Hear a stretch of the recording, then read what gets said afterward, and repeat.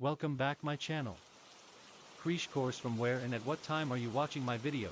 You must tell me in the comment and enjoy the story. Let's start.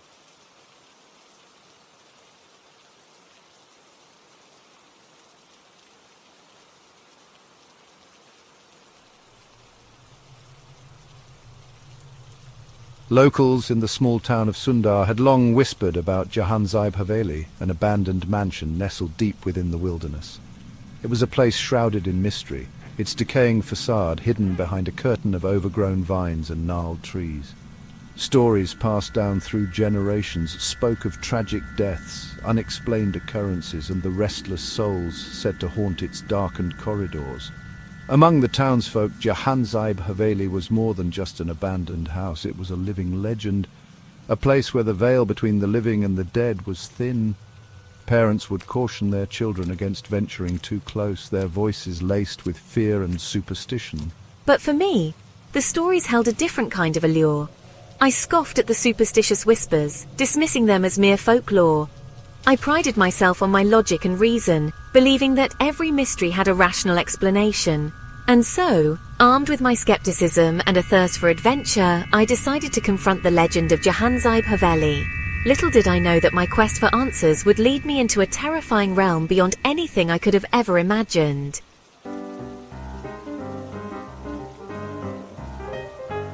Zara, are you really sure about this? I mean, the stories, they aren't just made up. People have experienced some really strange things there. Oh, come on, you know me. I'm not one to believe in ghost stories. There's always a logical explanation. Besides, it's just an old house. What could possibly go wrong? I don't know. I just have a bad feeling about this. Just promise me you'll be careful, okay?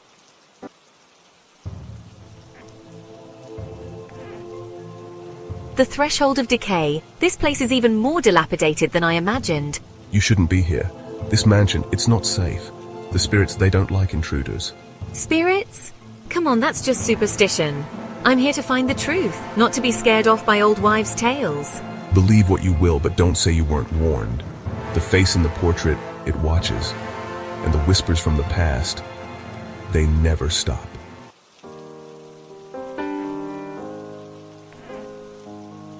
The heavy oak door creaked open, yielding to years of neglect and the weight of Zara's push. A musty, cold gust of air greeted her, carrying the scent of damp earth and decay. Her flashlight cut through the oppressive darkness, revealing a grand hall frozen in a state of perpetual twilight. Dust motes danced in the beam, swirling like tiny phantoms disturbed after years of slumber. This place, it's like stepping back in time. The floorboards groan with every step, and the silence is almost deafening. Cobwebs, thick and grey, draped the once ornate furnishings like shrouds, muffling the space in an eerie stillness. The interior, it's shrouded in dust and cobwebs. A single beam of light illuminates the decay. As I venture deeper, the outside world seems to melt away, replaced by an unsettling silence. Despite the unsettling atmosphere, I press on. My flashlight beam dances across the faded grandeur of the mansion's interior. Every chipped vase, every torn tapestry whispers a story of forgotten lives and a time long past.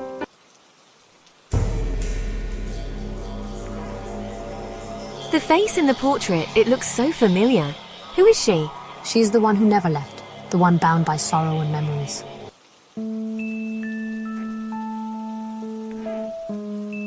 The door creaked open, revealing a room frozen in time. Dust-covered toys lay scattered across the floor, a rocking horse with a chipped mane, a porcelain doll with vacant eyes, a rocking crib frozen mid-sway.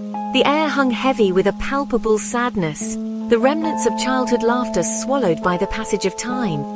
Moonlight spilled through the grimy window panes, casting long skeletal shadows that danced across the walls. In the center of the room stood a solitary figure, a young girl dressed in a faded white gown. Her long dark hair cascaded down her back, obscuring her face. She stood motionless, her presence both ethereal and deeply unsettling. "Hello?" The girl didn't answer, didn't even acknowledge Zara's presence. She simply stood there, a spectre of childhood innocence trapped within the decaying walls of the mansion. Zara took a tentative step forward, her hand outstretched as if to touch the girl, to reassure herself that she was real.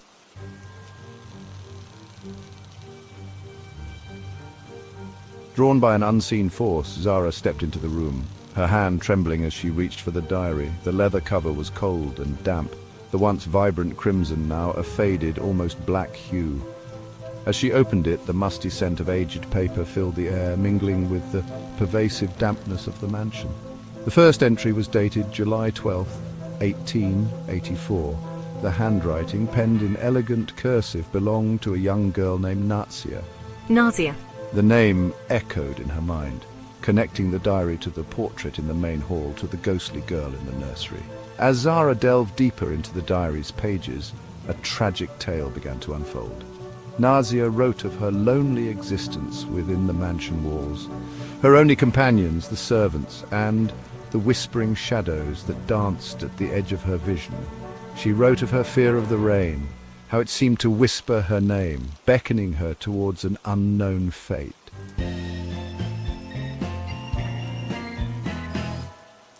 Section 3. A Name in the Rain. Section 3. A Name in the Rain.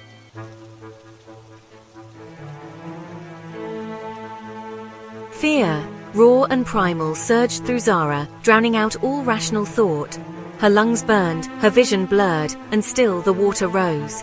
She was going to die here, swallowed by the darkness of Jahanzib Haveli, another forgotten soul claimed by its watery grave. In a last, desperate act of defiance, Zara screamed, her voice a strangled cry swallowed by the roaring torrent. "What do you want from me?" she choked out, her words lost in the maelstrom. Finish my story, it whispered, the sound as cold and sharp as shattered ice. The voice seemed to come from everywhere and nowhere at once, weaving through the rushing water, wrapping around Zara like a shroud.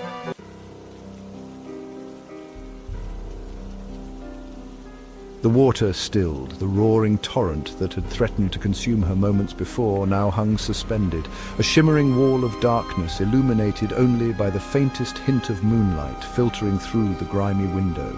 They silenced me. No one believed my story. They called me mad, delusional. But I saw what I saw. I know the truth. Who are you? I'm Nazia, and I need your help.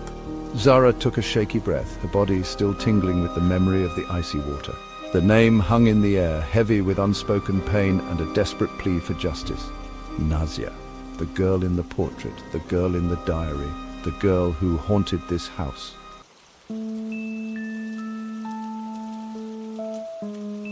Zara stumbled back from the receding water, her lungs gasping for air, her clothes clinging to her like a second skin. The study, now empty of the menacing flood, seemed to echo with the ghost of the water's fury. The diary lay open on the floor, its pages damp and curled, a tangible reminder of the spectral encounter she had just experienced. Nazia's plea, "Tell my story," reverberated in Zara's mind. She had to uncover the truth, to understand the tragedy that clung to Jahanzib Haveli like a shroud. The diary had hinted at a darker secret, a truth hidden beneath the surface of a tragic accident. Driven by a newfound determination, Zara scanned the diary pages, searching for clues. One entry, scrawled in a shaky hand, stood out. "The well, the rain, they whisper my name." The word sent a shiver down Zara's spine. The well. It had to be the key to unraveling Nazia's story.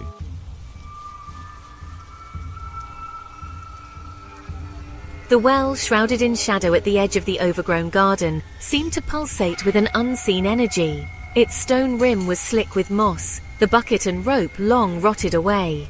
A sense of dread washed over Zara as she peered into its depths, the flashlight beam swallowed by the impenetrable darkness. As she leaned closer, a cold gust of wind swirled around her, carrying a faint whisper that sent chills down her spine. "Nazia," it seemed to say, the name echoing in the stillness of the night. The air grew heavy, charged with an unseen force that made it difficult to breathe. Suddenly, a hand shot up from the well's depths, its pale fingers grasping for her with unnatural strength. Zara cried out, stumbling backward, her heart pounding against her ribs. The hand, cold and skeletal, clung to her arm, its grip like a vice. Taking a deep breath, Zara closed her eyes and whispered into the darkness. "Nazia, the rain has stopped. You are free."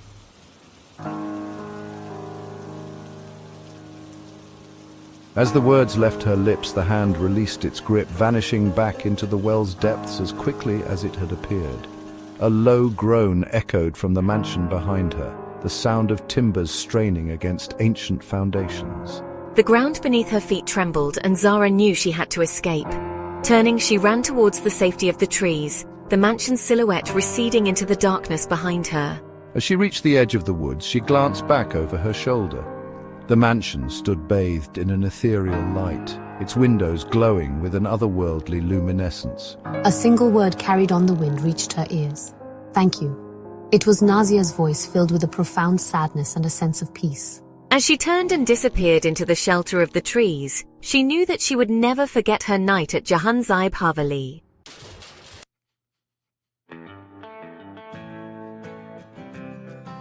The first rays of dawn found Zara at her desk, her fingers flying across the keyboard, transcribing the events of the night onto the blank page. The words flowed from her, fueled by a potent mix of adrenaline, fear, and a profound sense of responsibility. Nazia's story, once silenced by time and tragedy, poured out of her, each sentence a testament to the young girl's suffering and her desperate plea for remembrance. She wrote through the day, the outside world fading away as she relived the chilling encounters, the overwhelming fear and the haunting sadness that permeated every corner of Jahanzib Haveli. The diary entries, now seared into her memory, intertwined with her own experiences, creating a tapestry of sorrow, mystery, and ultimately, a strange sense of peace. As the sun began its descent, casting long shadows across her room, Zara typed the final words of her account. Leaning back in her chair, she reread the story, her heart heavy with the weight of Nazia's tragedy and the knowledge that she had fulfilled her promise. The story, once confined to the crumbling pages of a forgotten diary, now existed in the digital realm, a testament to the power of truth and the enduring nature of the human spirit. With a shaky hand, Zara clicked the publish button, sending Nazia's story out into the world. She had no idea how it would be received, whether people would believe her or dismiss it as a work of fiction. But deep down, she knew it didn't matter. She had kept her word, and in doing so, she had given Nazia a voice that could no longer be silenced.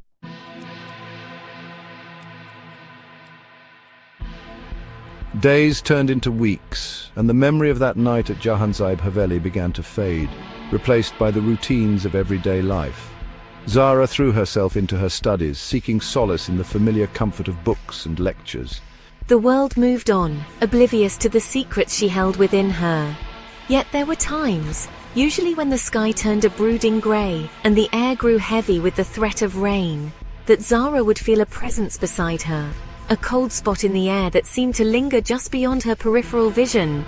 It wasn't a menacing presence, but rather one of quiet observation, as if Nazia were watching over her, a silent guardian angel bound to her by a shared secret and a promise kept.